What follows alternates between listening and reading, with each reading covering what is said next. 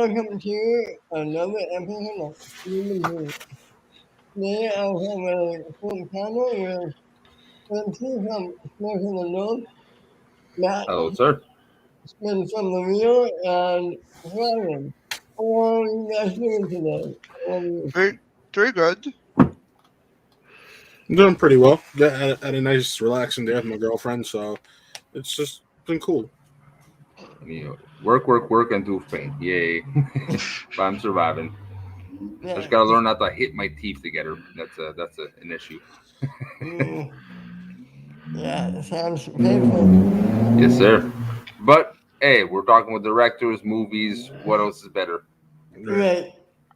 So we're all movie fans, and what does every movie have? A director. So tonight I thought we would be talking on favorite directors and maybe some of the best directors, maybe some of the worst, for all we know. So that is not off with who are some of your favorite directors? That is not with Matt.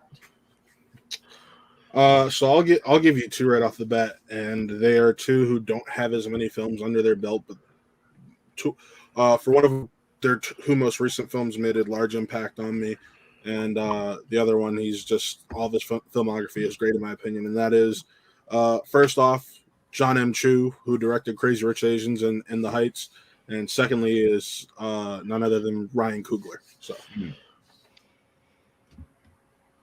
but Ryan Coogler, the first film I saw of his was Fruitvale Station, and it was something I heard of the summer it came out, but it was a smaller release. My car was in the shop at the time, so I couldn't drive to a theater to see it because there's only one theater locally that was showing it. So when my dad got his award screener copy later on in the year, I checked it out, and I had never seen a film that had such a profound, because I knew about the event that it's based on, but I never had a film have such a profound effect on me like that at the time. So from there on out, I was like an instant fan, whether it was that or Creed or Black Panther, which are actually the only three films on his filmography. I'm a large fan of his, and I would defend any of those movies with my dying breath.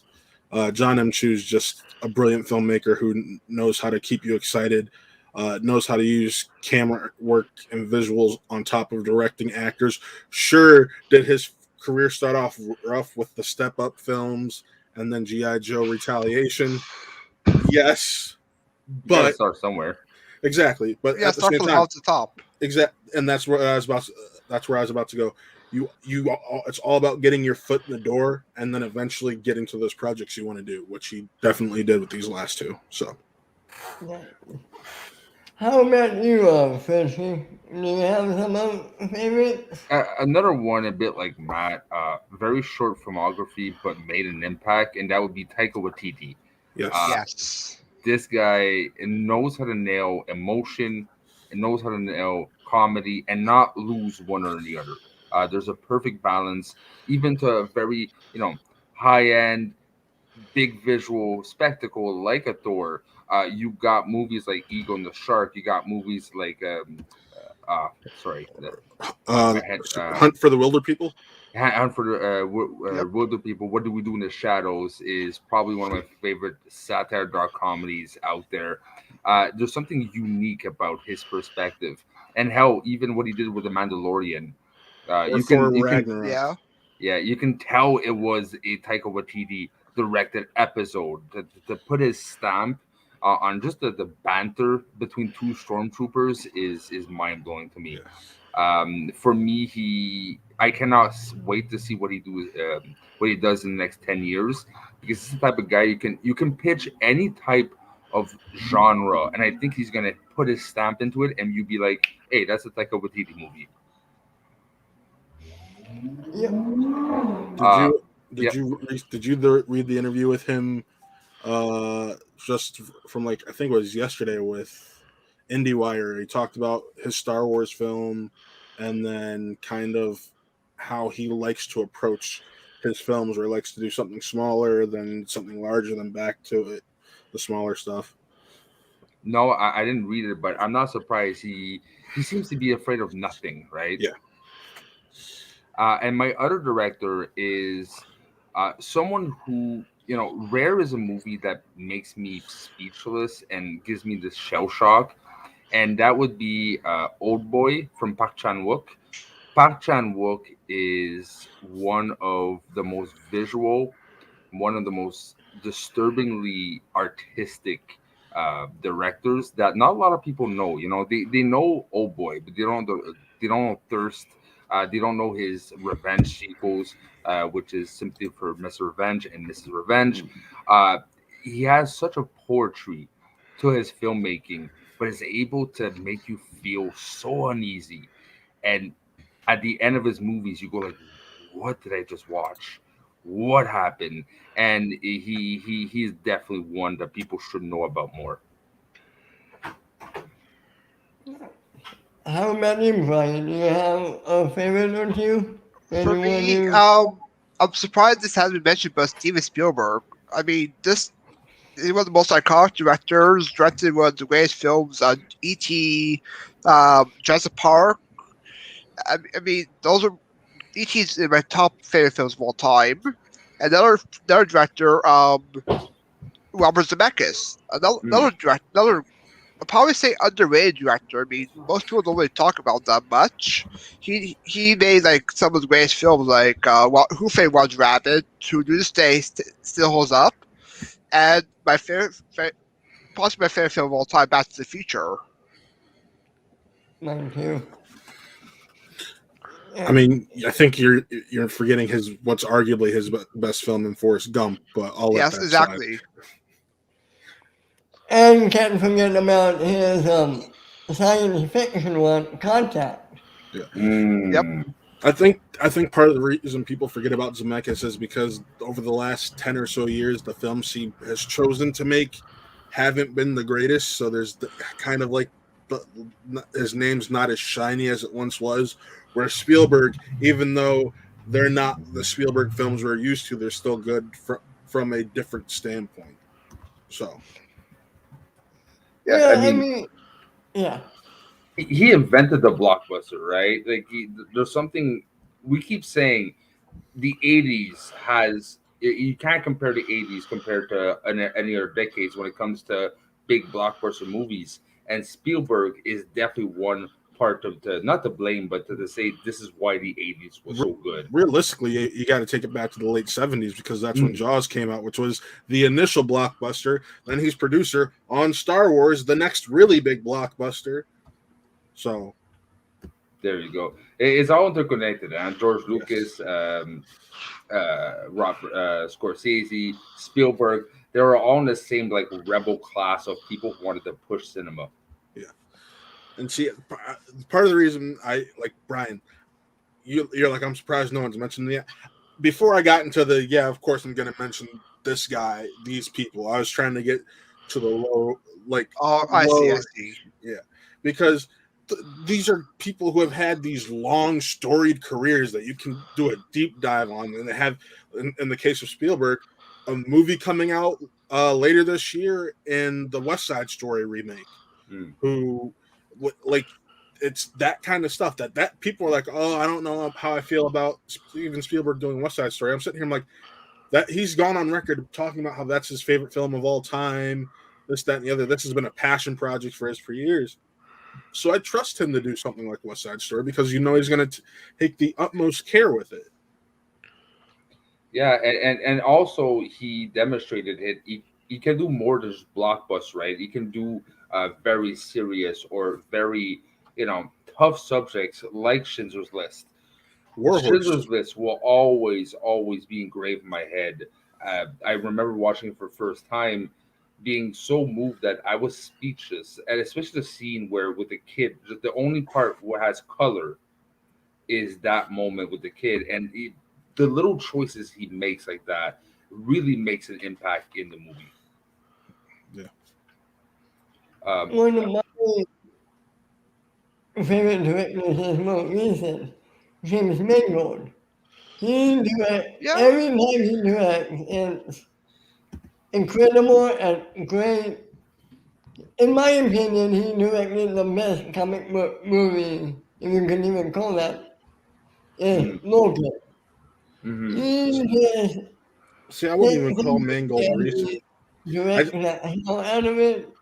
He knows his characters and he knows how to shoot each the stuff he does. Yeah, I mean, honestly, I wouldn't call Mangold more recent. I just think people finally found him more recently because when you have films like Copland, Girl Interrupted, Walk the Line, Mm-hmm. I mean, Kate these and Leopold. exactly. Night and day. 310 to Yuma. Like it's people didn't really get hip to him until he made his first real blockbuster in the Wolverine, which I still contest is worse than Wolverine Origins or X-Men Origins Wolverine. I do not care for the Wolverine at all. But I do love Logan. I absolutely love Ford v Ferrari. That is my favorite Mangold film. Same here. But like people, sometimes, especially with these directors who they don't have they've had a longer career, but it's not to the size of a Spielberg or a Zemeckis. I just, I feel like people just let them slip by. Yeah, there's a lot of directors like that, but you see, for me, Mango, this gives me hope because I did not know. I'm looking at his IMDb. This gives me hope for Indiana Jones 5. Because again, for me, Indiana Jones 5, it makes my eyes roll back. Like last time, he was too old on the 4. How old is Gibby now on the 5th? But with Mango on the helm, what he done recently with Ford versus Ferrari and Logan, hell, the sky's the limit. So I'm really interested to see what he can do with that. Now, what are some movies that you wouldn't have seen if you didn't know there was a good director involved? If that makes sense. I'm gonna have to linger on that and come back because that's a good question, but that asks for reflection, to be honest. Um, Tough question. uh, so you're asking, I wouldn't have watched a movie if it wasn't attached to a certain director. Is that correct? Right. Yeah, Blade Runner 2149. Because for me, you don't touch that movie. That movie is sacred. That story is sacred. So if it was anyone else, I would be like, studio, manipulation, probably put into the, be easy to manipulate. But Denis Villeneuve doing the movie for me added some validity, and boy, for me, did it deliver. How about you, Brian? Do you have one? For me, I would probably say the Jungle Book. I mean, like that movie is like a great anime movie, and with somehow John Favreau, the guy who did Iron Man, making this film, turned out to be one of the greatest like this live action movies ever made. What about you guys? You, let's talk comedy. Do you guys have a favorite comedic director? Comedic, you said. Yeah. Not really. I'm not big on comedies per se. I So would probably say Adam McKay. I mean, like Okay. Mhm. directing Step Brothers, Talladega Nights. I mean, heck, he was even Oscar nominated for twice for like The Big Short and Vice. See, I would have to research because I don't have like no one popping up in my head. Well, Elson Taika Waititi, he does comedy, but again, it's woven with Earth stuff, right? But I would have to think. What about? Who are you talking about right now? It's all We're about comedic talking directors. comedic directors. Do you have a favorite? Comedic director? No, honestly. Yeah. Because my taste in comedies is just far ranging. So Mhm. I mean, you Well- have to go with Mel Brooks, and you have Yeah. to mention him at some point. Yeah. Yeah, no, And for also sure. Judd Apatow as well. Shut Right. up and- But Judd Apatow is also known as an asshole. But if you want to talk, actually, here, you want to talk about comedy directors? This guy right here, Kevin Smith. Oh, too good. Too Yeah. good enough. Yeah, Clerks 2, Mallrats. The fact that he makes highbrow comedy, like, sure, are there fart jokes in it? Yes, but there's also intelligent jokes made in those films. Mallrats especially. I think Mallrats and Dogma are his two best films. I know some people say, "Oh, Chasing Amy." Chasing Amy is okay. It's not my cup of tea, but Mallrats and Dogma, how intelligent Dogma is as a film and a comedy and itself, it's just incredible. So, No, I agree, but for me, it's not typical comedy, right? Oh, It's it's not not. your bust out laughing, ha ha. It's and smart that's my comedy. point. And that's my point exactly, because some people just want ha ha, but I'm one of those people. It's like ha ha is okay here and there, but I like the comedy. It makes me have to think a little bit to get the joke. And if you don't think, you like, there are plenty of times where, like, I'm sitting there in the movie theater and I only hear myself and a couple other people laughing because we get the joke for a higher brow comedy film. And there are other people who are just like, why are you laughing? It's like, you didn't understand that? Like, it's clear. But Yeah, there's some directors that they don't care if they get a laugh or not. If they make you laugh, they're looking for you.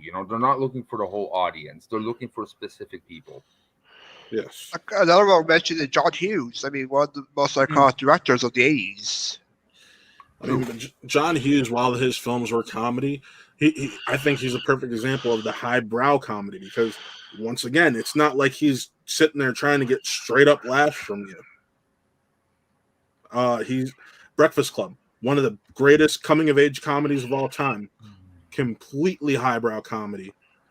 Absolutely. There is not many, if any, fart jokes or silly jokes like that. It's all thinking and situational.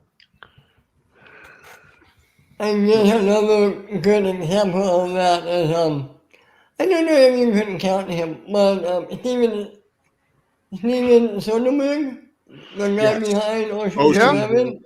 Oceans and Logan Lucky, great film, Yeah. funny film.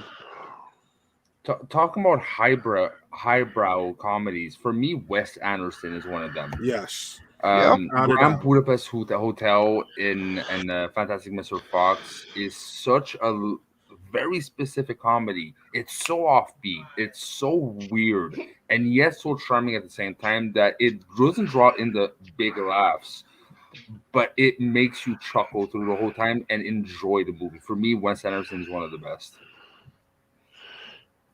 Do you like The Loyal Tenenbaums? Yeah, I haven't seen it in a long time. Haven't really seen this. Haven't seen this, so. Who else? Edgar Wright. Edgar Wright is a great one. I don't know. And he's hit and miss for me. See, but I think most British comedy is, like, for example, I love Shaun of the Dead. At World's End was only okay. It's like British comedy in general can be like that. I mean, and I think that's why you slowly seen him move. He made enough comedies and made a good name for himself as a director that he's moved into other stuff like Baby Driver or Last Night in Soho, which comes out later this year. But Scott Pilgrim, he did that. Funny as all hell. Hot Fuzz, it's hilarious. Before that, he just did a ton of The last movie he did before mini-series. Shaun of the Dead was Fistful of Fingers. That's Yeah. the last movie he did. And that was in 95 compared to Shaun of the Dead being in 2004. So there's a 9-year gap in between those films. Another director we should bring up.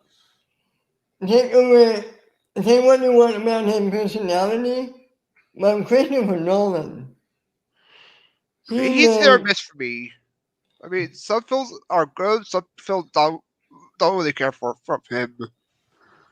I care for most of his films, honestly. The thing about Nolan is Nolan. It seems that like at times just tries to what's the word I'm looking for?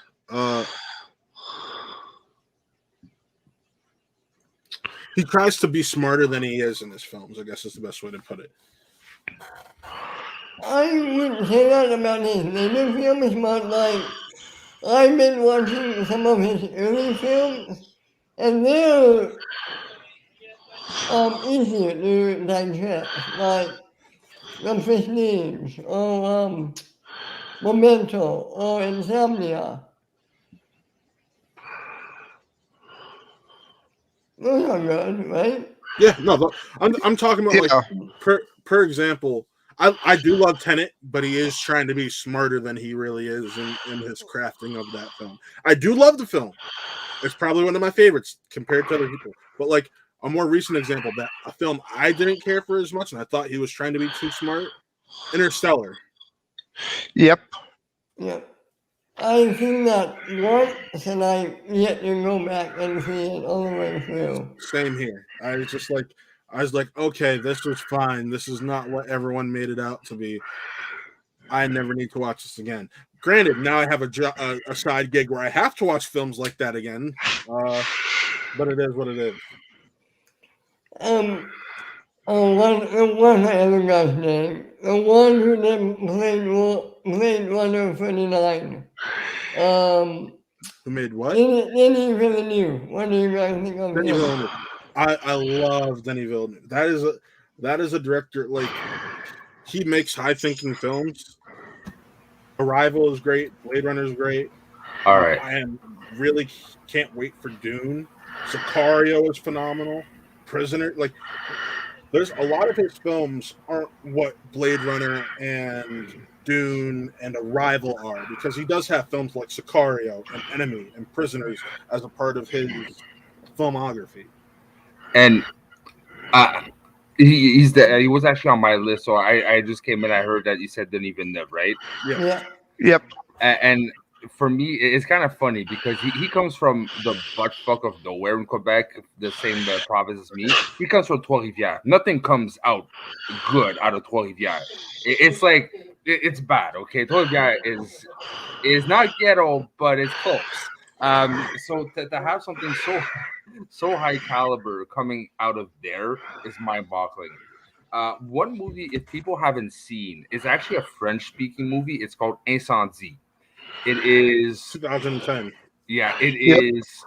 One is most unknown, but probably most shocking. And we're talking about high thinking, right? There's something about high thinking about that movie, but there's a twist to it, and that twist is another one of the movies that made me go speechless, and that is saying for all of his movies make you go speechless, but this one especially is probably the most well-written one. Yeah. Now, if we're gonna keep talking about high quality thinking filmmakers, I'm gonna pull out another Funko Pop right here. Makes you think in a different way, and that's none other than Spike Lee himself. Because Spike Lee has no Yep. issue speaking his mind and making films about issues that people need to talk about, whether they like it or not. Perfect example being one of my favorite films of all time, and Do the Right Thing. Last year, when the George Floyd incident happened and all the protests and everything started happening, that June, we did a watch along on our channel of Do the Right Thing. And it was the first time that my buddy Nick had watched it, and first time in a while I think that Chris had watched it. But I watched that film at least once or twice a year because of how much I love it.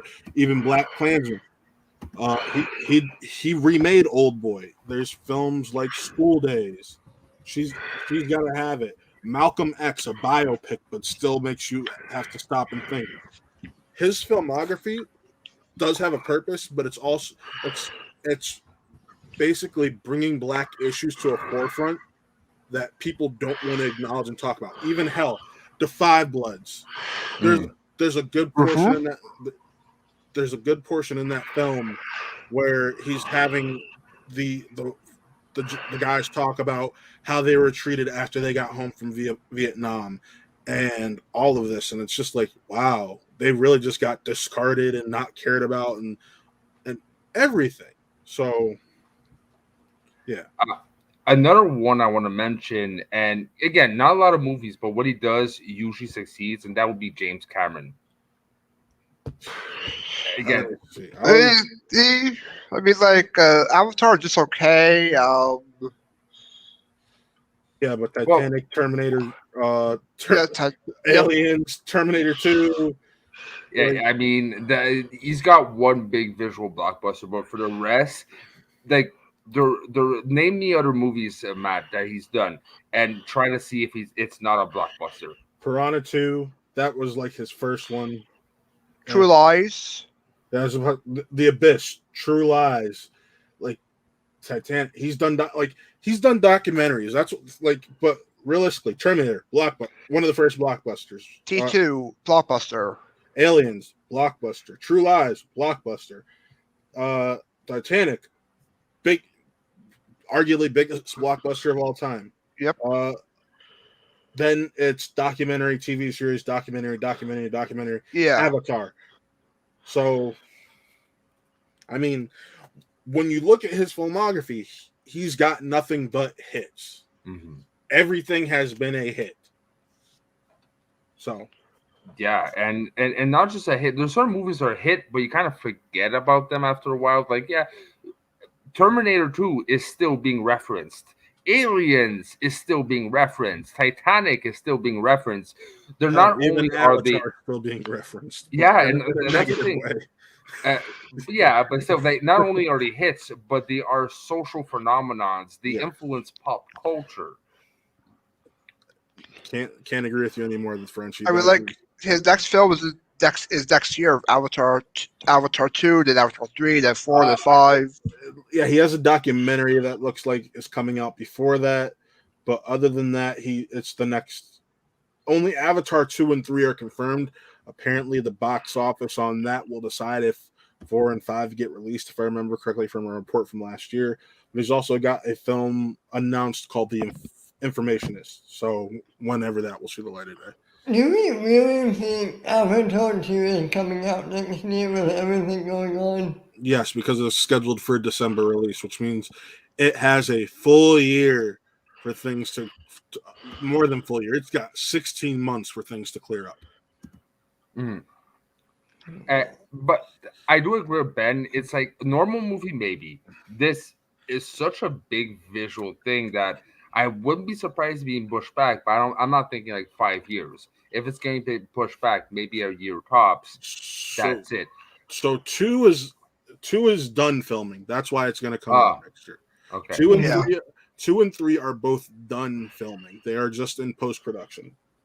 They're focusing on the post-production for 2 currently, and then they'll focus on 3. They are also at the same time, even though they're not sure how they'll be released yet, 4 and 5 are filming. So he's got a lot on his plate. Can you imagine? This won't happen. Can you imagine? And they even try to put his movies on Disney Plus, the same way Black Widow. They can't. Legally, they can't because, and I can say this because of the report that came out today about Free Guy. Part of the reason Free Guy did not come out on Disney Plus Premier Access is because it's a film inherited from 20th Century Fox, now 20th Century Pictures under Disney, and they have to respect the contracts and agreements made under those. So, with that being said, Avatar is in the same situation. It's going to be a strictly film release. Anything that was announced by 20th Century Fox originally and was in production while under Fox before the acquisition is subject to those rules. Well, any rule is bendable, right? And like the Free Guys is like, okay, Free Guys, but a movie big as Avatar, would you think that, maybe Disney, especially it's PG, there's nothing It's PG-13. Well, PG, it's close enough to the branding of Disney. Would you be surprised if Disney would actually try to find a way to still get it? Because it's huge. Yes, but there's no way James Cameron will let that happen. Well, here's the thing: contracts, especially when you're not the ones who negotiated them, are hard to break out of. And that, with that being the reason, that's why I'm saying it's highly unlikely that you see that on a streaming platform right away, because, and also with as much money that has had to be sunk into them, you're not going to see that hit a streaming platform because you need that to make money. I still don't understand why, after all these years, Fox, before the acquisition, was like, yeah, let's make this. Yo, your movie was nice and shiny for about a year or two. Then people started seeing its warts and noticed this is the same movie that I've seen somewhere else. So, like, it's not that beloved thing. You waited, it'll be, what's that, 13 years after the fact. But Matt, visual sell, Transformers. How many freaking Transformers have we got, and they still make bank? Six. I mean, We've they're gotten well six. overseas. But if you pay attention to the box office, the U.S. box office and the box office in general for each film keeps going on a steady decline. That's the thing with Transformers. That's why a film like Bumblebee, which is arguably not arguably, that is the best Transformer movie we ever got. It only made $400 million worldwide. It's why this next one, directed by Stephen Caple Jr., who's from my hometown of Cleveland, it's probably not going to do as well as people hope, because and it doesn't help that people are going to be like, oh, we got two leads of colors. I don't care that it's Beast Wars, because that's the society we live in. And, I think when you watch about James Cameron, his movies make money, and his movies become popular. Case in point, Avatar. Case in point, Titanic. I mean, these movies, you can't doubt Cameron. He'll get the But people's attention. in this case, I'm not doubting Cameron. I'm doubting the popularity of Avatar, because at the end of the day, it's 13 years after the original came out. When originally it was supposed to come out 4 years after the original. People in those 13 years, Avatar has somewhat become a joke. It's not like people are clamoring to see the second one. You're going to have to do a hell of a job when it comes to marketing to get people back on board for this franchise. Granted, I know the Avatar land down in Animal Kingdom, Disney World, is doing well. So I guess that helps keep the franchise in a positive light. But, like, I'm going to be honest. Next year when this comes out, I'll be 28. I will have been 15 when the first one. I was 15 when the first one came out. I don't care as much as I would have, let's say, 9 years ago. 9 years ago, I still would have cared. But now, no, go ahead, Ben. Go ahead. Let's say, because Disney, you know they're going to do it. You know they're going to re-release the first one. They already before did. the second one comes out. They already did, because you want to know who's in charge of it now? Disney. And Disney can just go, oh, we're going to re-release Avatar. Now we're going to re-release Endgame. And now we're going to re-release Avatar. Because right now, Avatar is back to being the number one grossing movie of all time, because it did a re-release when theaters first opened back up. Endgame is no longer the number one film of all time. Avatar is again. Because it's only by like a few $1,000s, but it is again. Because for some reason, people decided to see it again. And see, that goes to what against what you're saying. People might lose interest. But seeing that kind of visuals in the big screen is something that people usually cannot miss. And with 13 years of advancement in visual technology, I can only imagine what he can bring on screen. So that alone, I think, is enough draw to make a lot of money. See, I would normally agree with you there. But how's the best way to put this? This last year, with how unfortunately this is the case, day and date release is gone with streaming and in theaters. Look at a movie like Black Widow, to where you could Oh, pay yes. a $30 price tag that first weekend, and sure, they made 60 million in sales due to that. But look how much ticket sales dropped from week 1 to week 2, because at that point, people were like, "Oh, I'm just gonna do the $30 option because I don't have access to watch it whenever I want. Why would I go to the theater?" How people have reacted to films like Suicide Squad, where people have the narrative is, "Oh, Suicide Squad fumbled at the box office." No, it didn't. Go look at what the numbers were for HBO Max. It was something like 2.8 million households viewed it. Now, keep in mind that's households, not people who were in those households watching it. So it didn't fail. Now we're at the stage where people are going to start factoring in streaming numbers, because a lot of people aren't like us who are like, "Oh yeah, I got to go see this in a theater." They're perfectly fine with watching it from home. Mm. No, true, but I think the whole visual factor of it that the technology brought will still bring in more people in theaters than a Black Widow, because Black Widow is story driven, it's good, but Cameron is, if he makes a movie, is because he can push something in the industry, right? So if he's agreed to do 2, 3, 4, 5, 6, and Avatar Infinity at one point, Here, it's because he's pushing something. I remember why Avatar did well, or why Avatar took the number 1 It was spot again. 3D, I believe. It was China. When Oh, yes. things first settled down, that was one of the first movies they put back. Like the China, if the new Avatar films do well, it's going to be because of the Chinese box office. Yeah. Here, for example, I'm looking at the domestic, or actually top grosses lifetime right now. The domestic gross for Avatar, which I'm not gonna lie, I was one of the people who saw it in theaters 5 times because I was in 3D. You got to remember, he's not going to have 3D to fall back on this time. People have fallen out of love with 3D. People complain about headaches, all that. It's just going to be a standard ticket. So that's not going to have that help floating. When the first Avatar came out, everybody's like, "You got to see it in 3D. You got to see it in 3D." Most people aren't going to be saying that. Right now, the domestic gross for Avatar Lifetime is $760 million. The foreign gross is 2.08 billion. Foreign was 2.08 billion. The foreign gross makes up 73.3% of that film's profits. I don't think in America you're going to get close to that 760 mark for any of those sequels.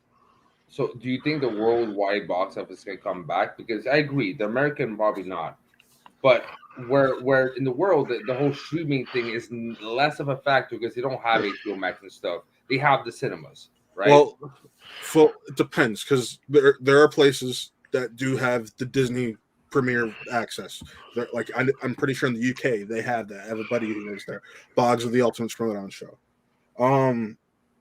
But to be fair, most of the worldwide box office does come from China. That is a proven fact. That is where the majority of the worldwide box office comes from. So with China being so in love with that first film, because it made over $50 million in its re-release there, then yeah, I guess it's possible. But it's going to be a give and take. But once again, both of these numbers are higher than they should be because it counts the 3D ticket price. Well, higher than it should be I don't agree with that because the world counts as box office, right? No. It's not just the US. I'm not talking about the number of tickets. I'm talking about the price of remember, back then, a normal, back in 2009, a normal ticket cost about $8. 3D was 13 to 15. So you're telling me adding $5 to $6 on top of, or actually $5 to $7 to the box office per ticket isn't going to make that big of a difference? Because let's call it 7. Let's take the high end, because you do have areas like New York and California, and so let's take the high end on this. So $7. That means with 10 tickets, you made $70 more than you did. With 100 tickets, That's $700. So you sell out one theater. Most theaters typically sit about, or the big theaters where this would be opening weekend, sit about 200 or so people. So that's an extra $1,400 because of 3D. Mm. And typically you have two major big screens in a cinema. Whatever the big release is showing on both of those screens, and those theaters are about around the same size. So that's $2,800 per showing if you're filling out that. So like how can you not? That makes a big difference quick. Well, we'll see. We'll talk again, Matt, when it Yeah. comes out. It's definitely interesting to check. Before we, because we're 40 minutes in, one other person I want to definitely mention for me is someone who pushed the way you think in a movie is Christopher Nolan. Yeah. Ben actually brought him up. Yeah, Oh, Ben mentioned that. We talked about him. Okay, well, I wasn't there, so I'm going to talk about it for a second. Okay. Yeah, what are your thoughts about Nolan? Nolan is, how can I say this? He brings philosophy to movie and makes it understandable. He puts his, like Denis Villeneuve, like a Taika Waititi, he puts his signature. You see a movie, you know this is a Nolan movie, right?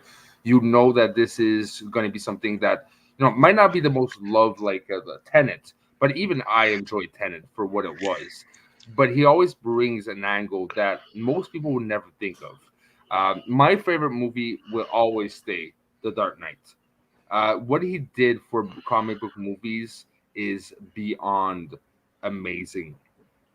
He brought a genre that no one believed in and brought realism, but also brought entertainment and probably one of the best, personally still best Batman, and arguably one of the best Jokers if you don't put Joaquin Phoenix in there. But he brings an angle Joaquin that Phoenix most is people would nowhere never near even there. think of doing it. Huh? I said Joaquin Phoenix is nowhere near there for me. Really? But Rocky's my favorite Joker.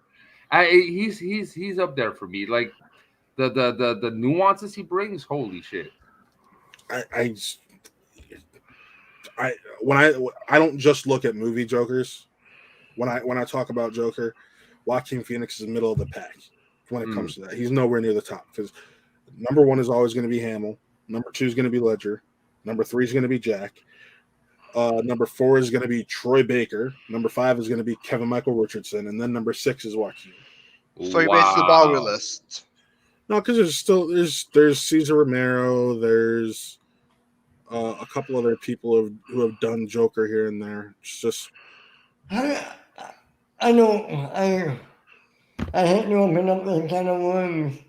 What are your thoughts about Jared Leto as Joker? he's at the bottom of the list. We don't Way talk about bottom. that Joker. We do not talk about that. He is the bottom of the list, and the Snyder cut of him made it even worse. Yes. Yes. The ending that there's these weird pauses. No. Let's talk about a director I don't care for whatsoever. Zack Snyder, except Man of Steel. I agree. Except Man of Steel, I could stay the hell away from Zack Snyder. Army of the Dead, meh. Batman versus Superman, disappointment. His Justice League was okay. It was if you cut 40 minutes out of it, it's a near perfect superhero film. But he has to do all the slow mo. He's got. He had to have that 15-minute. I'm Zack Snyder. This is what you would have got. I'm jerking myself off. See, no, just 300. It's a good film. Not as great as people think it is. Watchmen. Direct. Here's my issue with Zack Snyder. All of his films, for them to be good, has to be a minimum of 3 hours.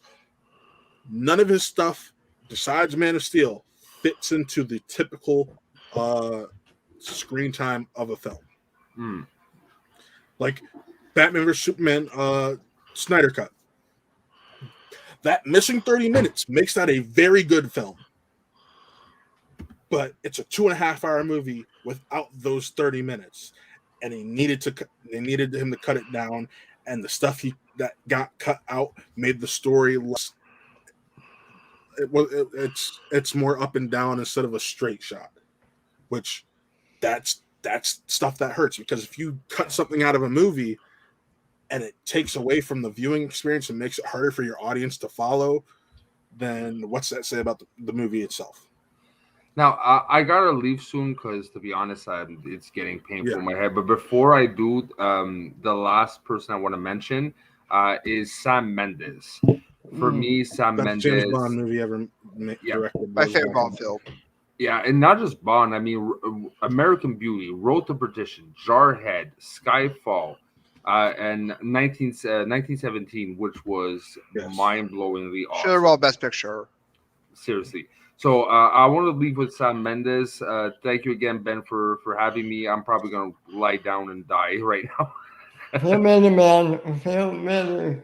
All right, so thank you, Matt. Thank you, Brian. You guys take care.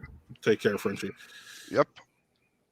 Okay, so who else? What do you guys think of Ron Howard as a director? Ron Howard? Yeah. Ron Howard? Early Ron Howard, very entertaining, had a good sense for comedy. You look at films like Splash.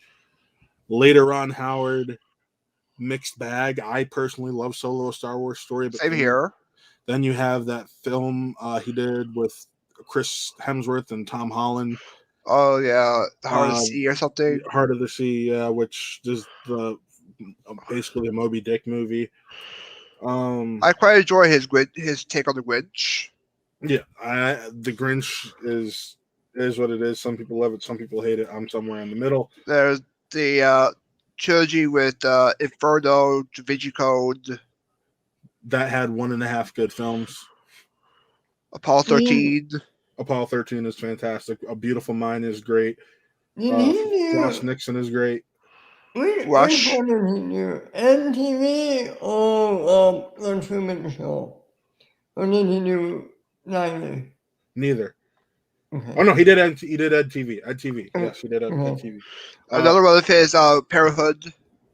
Parenthood. One of my favorite ones of his was, I think, is one of the most underrated fantasy films of all time, and that's Willow. It's getting a TV series, so yeah. Thankfully, Cocoon, which is a great film. So yeah, anyone Howard is good. I don't know what happened. Maybe middle 2000s, Angels and Demons was the first one that people were like, "Huh, that was a little uneven." And then The Dilemma, again, uneven. Rush, it's like, all right, we got Howard back. And then it was in the Heart of the Sea. Meh. Inferno. God awful. Solo. And then Solo, which he did a good job. But then again, more recently, we got Hillbilly Elegy, which was fucking horrible. I haven't even heard of that. I haven't seen it. It's a Netflix film. It's not good at all. People laughed that it got an Oscar nomination. That's how bad it is. It was this past year's Suicide Squad. Oh. Wow. Wow. The next film is 13 Lives that's coming up to be announced. Yeah. So. Do you guys want to touch on Michael Bay? Boom Bay, no thank you. He's had let's see, what is it here? Actually, yeah. Let me shit on Michael Bay real quick. I mean, take out Transformers. Oh, here. I'll take out Transformers. That'll make it even easier. Gordy has Armageddon. That's all. No, the first Bad Boys. Okay. The Rock is actually decent. Then Armageddon. After that, you have Pearl Harbor, garbage. Bad Boys 2, horrible. The Island, pretty damn bad. The first 3 Transformers movies, I know, just first one was okay. Rest of them garbage.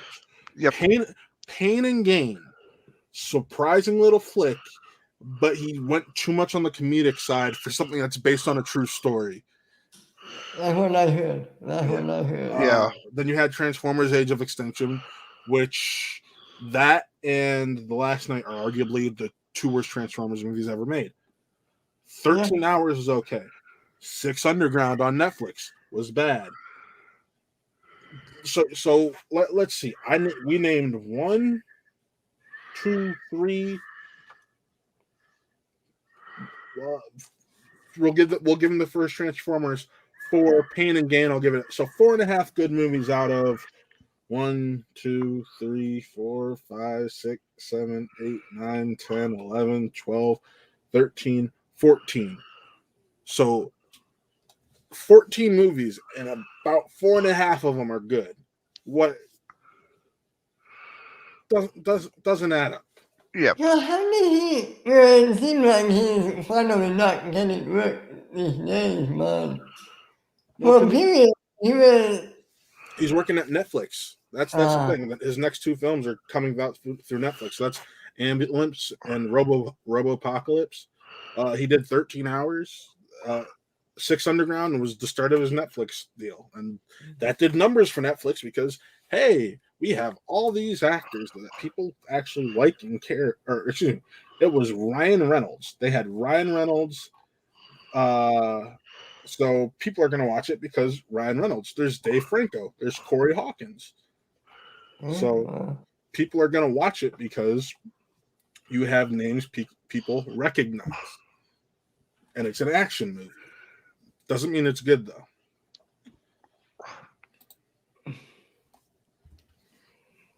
I know he. And you get away from me for a second. I know he's persona non grata right now. What would say? A lot of people would say we have the MCU right now. We have Joss Whedon's Avengers. Do you agree with that? You said what? People say we're at the MCU. Right now we have the MCU where we do because of the first Avengers movie directed by Joss Whedon. Do you agree with that or no? I'd agree with that. Yeah. Yeah, I'd agree with that. I mean, take away his personal issues. He's an asshole. He's a dick. Whatever. He's still making good movies, right? Let's see. I wouldn't say he made one good movie in my eyes. Let's check. You know, like Serenity? I've never seen that one. I can say that. Well, the joy film he directed was like Avengers and Much Ado About Nothing. Those are the 2 films that he. So 2 or 3 films. There's Serenities, Avengers, Much Ado About Nothing, Age of Ultron, and then we are going to give him the title of Justice League director because we finally got the Snyder Cut. So with that in mind, first Avengers is phenomenal. Second Avengers, mixed bag. Justice League, Yep. And then I don't know what to. I've never seen much do his version of About Nothing, so I can't comment on it. But I can say he directed my favorite episode of Glee, which is the Dream On episode where you had Neil Patrick Harris and Matthew Morrison singing Aerosmith's Dream On. So I know he directed one of the best Office episodes too. Yeah, he directed Branch Wars and Business School. Yep. But this is also the guy who gave us Firefly and Buffy Vampire Slayer and Angel. So it's like he's giving us so much good. Yeah. It sucks. Yeah. Can you? Yeah, I'm not going to touch that. Who else can we talk about? Yeah. So any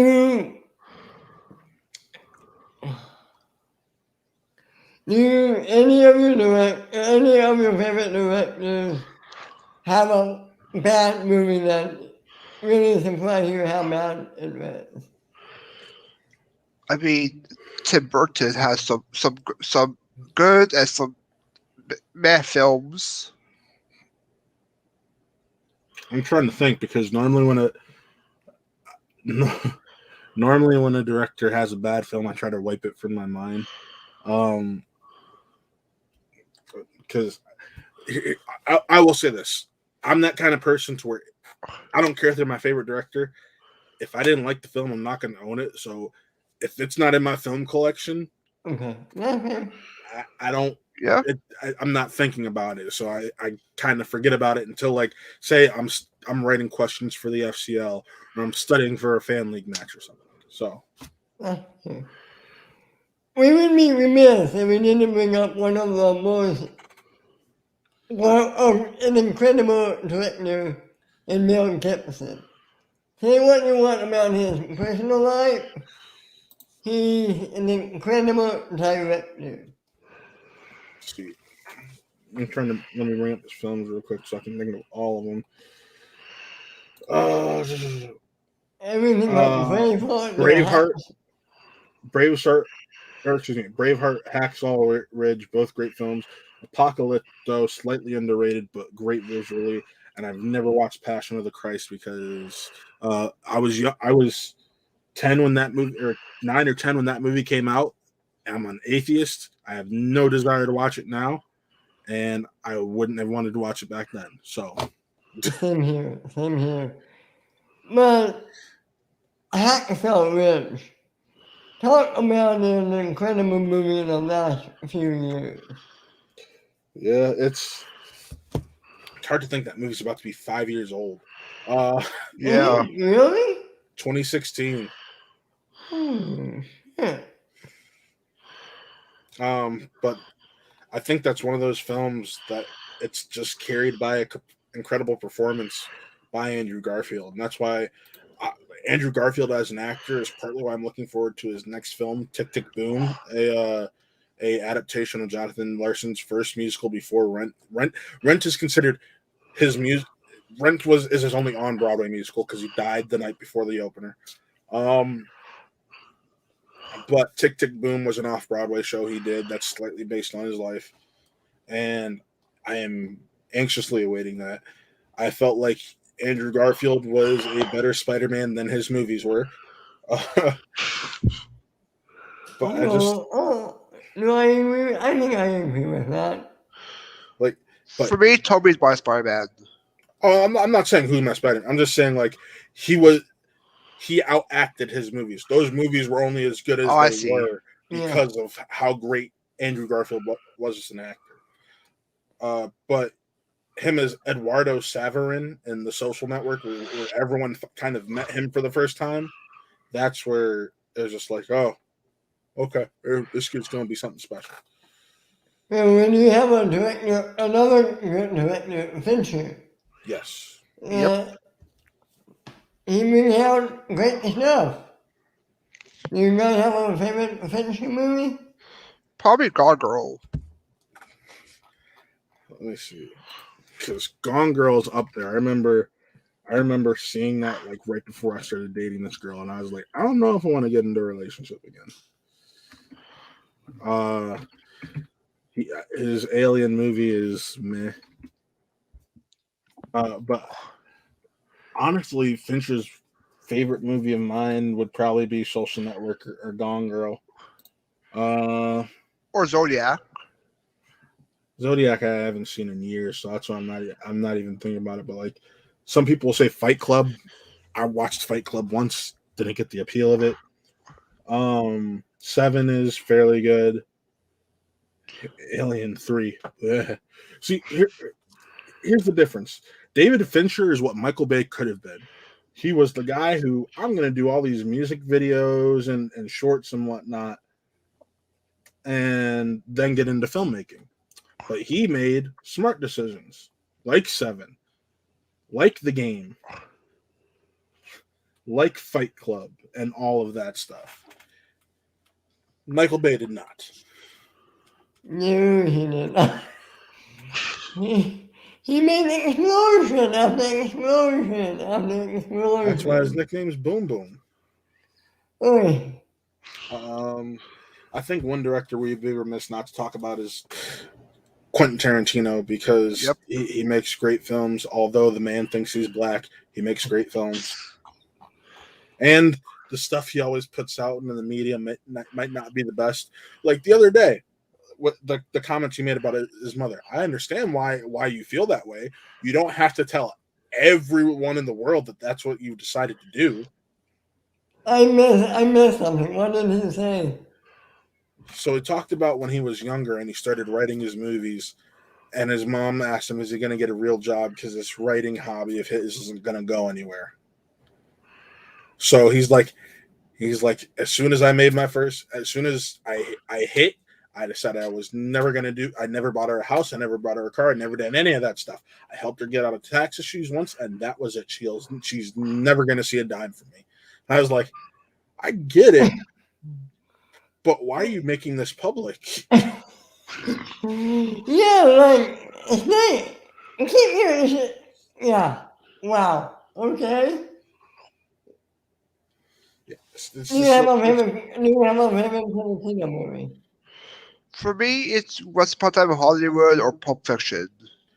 probably the first one I ever saw, and that's Inglorious Bastards. Featuring Sam Levine. Yes, featuring the great Sam Levine. I was lucky enough to talk to him last year before COVID really set in at Wizard World Comic Con Cleveland, and he talked about what it was like working with Quentin Tarantino. So that was really cool. Just what he had to say and all that. So I didn't think at the time, and we should wrap up. Any final words about any final directors? Not really. no, I think we've touched on everyone. I'd feel comfortable talking. I mean, granted, you can mention George Lucas, the guy who made one great film, made a career off of it, and then nearly ruined his entire property with 3 other films. But yeah, Well, this was a lot of fun. Thank you both for coming on. But No that's not problem. really you, Brian. Where can everyone find you? You can find me on. Oh, go you ahead, can go Brian. that. No, go ahead. Go ahead. Okay. I'm just trying to collect myself from Oh, that coffee. you can find me on Facebook, Twitter at Disney Bar Fan, YouTube. I'm part of Movie Battles, which is a Disney Pixar League. I do tier sacrifice sometimes on George Movie Hero and channel. Take rank them sometimes on Take 3, and Wiz Quiz part of Wizard World, which is now part of Fan Expo. Yeah. That news threw me for a loop because I'm wondering how it's going to affect my Wizard World coverage going forward. But no, you can find me on YouTube at What Real Entertainment, or where we do all of our stuff. Schmodown, movie news, movie reviews. We're 1 subscriber away from 300, so we're really looking forward to that. Yeah, we just got a lot going on. Mondays, Spin from the Real. Tuesdays is Real Sports with myself, Alan Morris. Wednesdays is Real Geek Core with Chris Anthony Lopez and Connor Breedlove. Really Scared is gonna be coming back soon, hosted by Taylor Cleek, the regent of Rick Radis and Connor Breedlove. Fridays is Wrestle Reel, hosted by Chris Anthony Lopez and Nick Molbach. Saturdays is Saber Reels, hosted by Toby Barkwell, myself, and Colin Morris from the Ultimate Schmodown Show. Then Sundays is Real Talk. We're kind of on a hiatus right now, getting back to it soon. But yeah, we got a lot going on over there. We also do our real reviews, so go check those out. We have one up right now for Respect, the first 3 episodes of What If, and Free Guy. And yeah, as you can see, I'm one busy guy. Wow, good on you. Both of you, good on you. And you guys can find me right here every Thursday on Shooting the Blues, every Friday on Recapping the Past, every Saturday on Get Ready, and also on Saturday, Matt Schmodown. My Schmodown show where I go into playing careers with my co-hosts Ryan and Sean. This summer we're going into factions, and this week we're going into the books. So come Ooh, that and should be a good one. I'm That should be sorry? a good. That should be a good one. Oh yeah, I'm looking forward to it for sure. Well, thanks everyone for stopping by, and we'll see you next week for another episode of Machine in the Breeze. Have a good one, and Stay sweaty.